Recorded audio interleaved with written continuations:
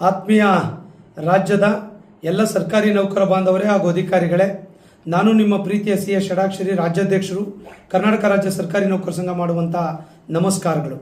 ಈಗಾಗಲೇ ತಮಗೆ ತಿಳಿದಿರುವಂತೆ ಕರ್ನಾಟಕ ರಾಜ್ಯ ಸರ್ಕಾರಿ ನೌಕರರಿಗೆ ಕರ್ನಾಟಕ ರಾಜ್ಯ ಸರ್ಕಾರ ಸ್ಯಾಲರಿ ಬ್ಯಾಂಕ್ ಪ್ಯಾಕೇಜ್ ಸ್ಕೀಮನ್ನು ಈಗಾಗಲೇ ಘೋಷಣೆ ಮಾಡಿದೆ. ಇದಕ್ಕೆ ಸಂಬಂಧಪಟ್ಟಂತೆ ಸಾಕಷ್ಟು ಪ್ರಶ್ನೆಗಳು, ಗೊಂದಲಗಳನ್ನು ಸಾಕಷ್ಟು ನೌಕರರು ಕೂಡ ಫೋನ್ ಮೂಲಕ ನಮಗೆ ಸಂಪರ್ಕವನ್ನು ಮಾಡ್ತಾ ಇದ್ದಾರೆ. ಭಾಳಷ್ಟು ತಾಲೂಕು ಜಿಲ್ಲೆಗಳಲ್ಲಿ, ಇಲಾಖೆಗಳಲ್ಲಿ ಬ್ಯಾಂಕ್ ಅಧಿಕಾರಿಗಳ ಮೂಲಕವಾಗಿ ಸರಿಯಾದ ಮಾಹಿತಿಗಳು ಕೂಡ ಈ ಸಂಬಂಧವಾಗಿ ಸಿಗ್ತಾ ಇಲ್ಲ. ಈ ಸಂಬಂಧವಾಗಿ ಕರ್ನಾಟಕ ರಾಜ್ಯ ಸರ್ಕಾರಿ ನೌಕರ ಸಂಘ ನಿರಂತರ ಪ್ರಯತ್ನವನ್ನು ಮಾಡಿ ಈ ಯೋಜನೆ ಜಾರಿಗೆ ತಂದಾಗ ಅದು ಸರಿಯಾದ ರೀತಿಯಲ್ಲಿ ಜಾರಿಗೆ ಆಗಬೇಕು ಅನ್ನುವಂಥದ್ದು ನಮ್ಮೆಲ್ಲರ ಅಭಿಲಾಷೆಯಾಗಿದೆ. ಆ ಕಾರಣಕ್ಕಾಗಿ ಭಾಳ ಜನ ಅಧಿಕಾರಿ ನೌಕರರು ಪ್ರಶ್ನೆಗಳನ್ನು ಮಾಡ್ತಾ ಇದ್ದಾರೆ. ಯಾವ ಬ್ಯಾಂಕಲ್ಲಿ ಒಳ್ಳೆ ಸ್ಕೀಮ್ ಇದೆ, ಒಳ್ಳೆ ಬೆನಿಫಿಟ್ ಇದೆ, ಸೊ ದಯಮಾಡಿ ನಮಗೆ ಮಾರ್ಗದರ್ಶನ ಮಾಡಬೇಕು ಅನ್ನುವಂಥ ಪ್ರಶ್ನೆಗಳನ್ನು ಮಾಡ್ತಿದ್ದಾರೆ. ಈಗಾಗಲೇ ಆರ್ಥಿಕ ಇಲಾಖೆ ಅಧಿಕಾರಿಗಳ ಜೊತೆ ಒಂದು ಸಭೆ ಆಗಿದೆ.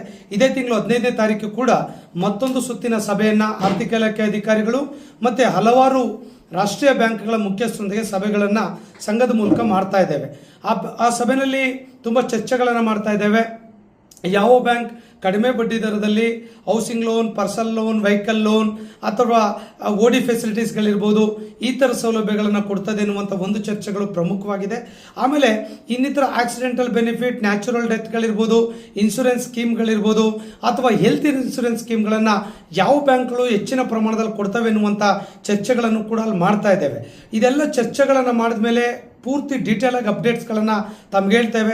ಅದು ಹೇಳಿದ ನಂತರವಾಗಿ ತಾವು ಯಾವ ಬ್ಯಾಂಕನ್ನು ಆಫ್ ಮಾಡಿಕೊಳ್ಬೇಕು ಅನ್ನುವಂಥದ್ದನ್ನು ಯೋಚನೆ ಮಾಡುವಂಥದ್ದು ಸೂಕ್ತ ಅನ್ನುವಂಥದ್ದು ನನ್ನ ಅಭಿಪ್ರಾಯ ಆಗಿದೆ. ಯಾಕಂದರೆ ಸಾಕಷ್ಟು ಬ್ಯಾಂಕ್ಗಳು ಈಗ ನಮ್ಮ ಸಂಘದ ಜೊತೆ ಮುಂದೆ ಬಂದಿದ್ದಾವೆ, ಚರ್ಚೆಗಳನ್ನು ಮಾಡಿದ್ದಾರೆ. ಸಾಕಷ್ಟು ಬ್ಯಾಂಕ್ಗಳು ಕಾಂಪಿಟೇಟಿವ್ ರೇಟ್ನಲ್ಲಿ ಸರ್ವಿಸ್ಗಳು, ಫೈನಾನ್ಷಿಯಲ್ ಬೆನಿಫಿಟ್ಗಳು, ಅನೇಕ ಸೌಲಭ್ಯಗಳನ್ನು ಕೂಡ ಕೊಡೋರಿದ್ದಾರೆ. ಹಾಗಾಗಿ ಆ ತೀರ್ಮಾನಗಳನ್ನು ಅತಿ ಶೀಘ್ರದಲ್ಲೇ ಕೂಡ ನಾವು ಹೇಳೋರಿದ್ದೇವೆ.